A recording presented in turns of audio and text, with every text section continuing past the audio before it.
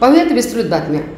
अंमली पदार्थाच्या कनेक्शनमध्ये पोलीस आढळून आल्यास आता निलंबन नाही तर थेट सेवेतून बडतर्फ करण्यात येईल असा गर्भित इशारा देत राज्यात अंमली पदार्थ झिरो टॉलरन्स मोहीम राबवण्यात येणार आहे अशी घोषणा मुख्यमंत्री देवेंद्र फडणवीस यांनी आज सांगलीत केली।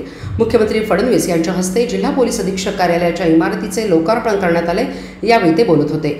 देवेंद्र फडणवीस पुढे म्हणाले की राज्यात जवळपास 2 लाख पोलीस आहेत, पण त्यांच्या निवासस्थानाची संख्या अत्यंत कमी होती। त्यामुळे गेल्या 10 वर्षात महाराष्ट्रात सातत्याने प्रयत्न करून गृहनिर्माण योजनेचे काम पूर्ण केले। 94,000 घरे राज्यात तयार करण्यात आली आहेत। राज्यात पूर्वी पोलीस राहत असणाऱ्या ठिकाणी आंघोळीची देखील सोय नव्हती। आता अतिशय चांगल्या प्रतीचे बांधकाम असणारी घरे तयार करण्यात आली आहेत। गुन्ह्याचे आरोपपत्र 2 महिन्यात दाखल करण्यासाठी गृह विभाग प्रयत्नशील असल्याचेही मुख्यमंत्री म्हणाले। प्रत्येक जिल्ह्यात फॉरेन्सिक व्हॅन उपलब्ध करून देण्यात येणार आहेत। मात्र दिलेल्या बाईक्सचा पुरावे गोळा करावेत। आरोपपत्र दाखल करण्यासाठीचा कालावधी कमी करण्यासाठी प्रयत्न सुरू आहेत।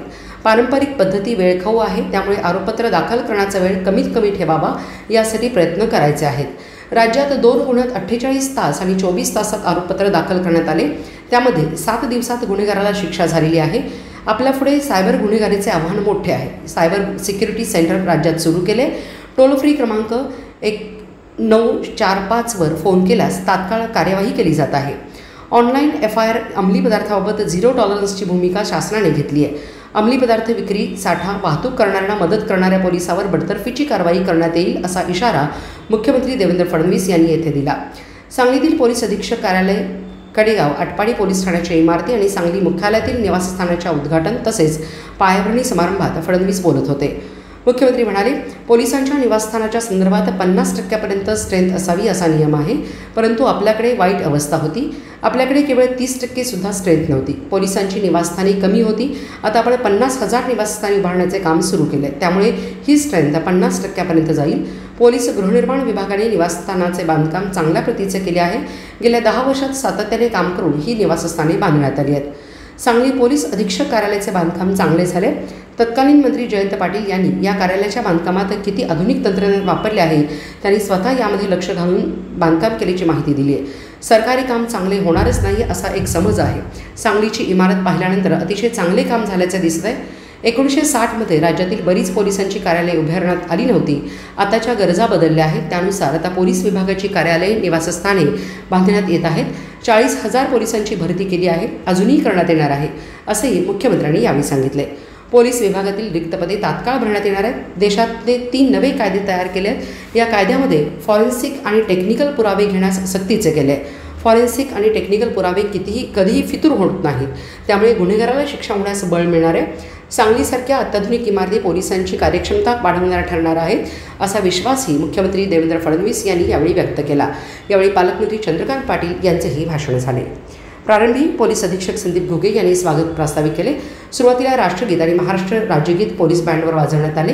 यावेळी खासदार विशाल पाटील, धनंजय महाडिक, आमदार जयंत पाटील, आमदार विश्वजित कदम, आमदार सुरेश खाडे, आमदार सुधीर गाडगे, आमदार सत्यजित देशमुख, आमदार सुहास बाबर, आमदार गोपीचंद पडळकर, आमदार अरुण लाड, पोलीस महासंचालक तथा व्यवस्थापकीय संचालक पोलीस गृहनिर्माण व कल्याण महामंडळ अर्चना त्यागी, विशेष पोलीस महानिरीक्षक अस्थापना मनोज शर्मा, जिल्हाधिकारी अशोक काकडे, जिल्हा परिषदेच्या मुख्य कार्यकारी अधिकारी तृप्ती धोडमिसे, महापालिकेचे आयुक्त सत्यम गांधी, जिल्ह्यातील सर्व पोलीस उपाधीक्षक, प्रभारी अधिकारी, नागरिक मान्यवर उपस्थित होते।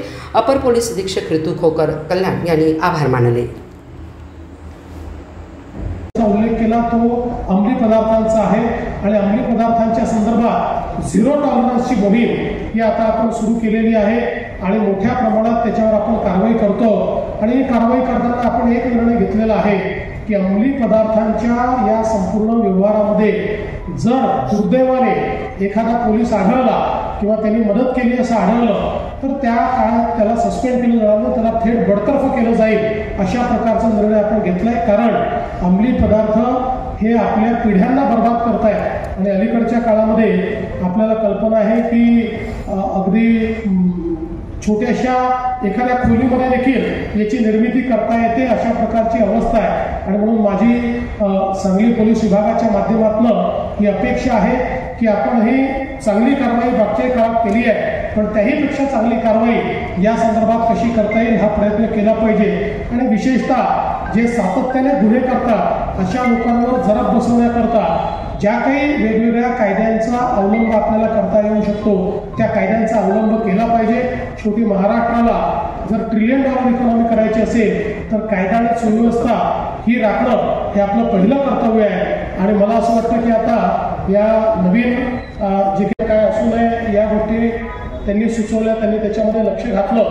मला असं वाटतं की आज जर आपण पोलीस गृहनिर्माणचं एकूण आर्किटेक्चर बघितलं तर हे पूर्वी असं होतं की सरकारी काम म्हटल्यानंतर असं वाटायचं की बाबा हे चांगलं होणारच नाही.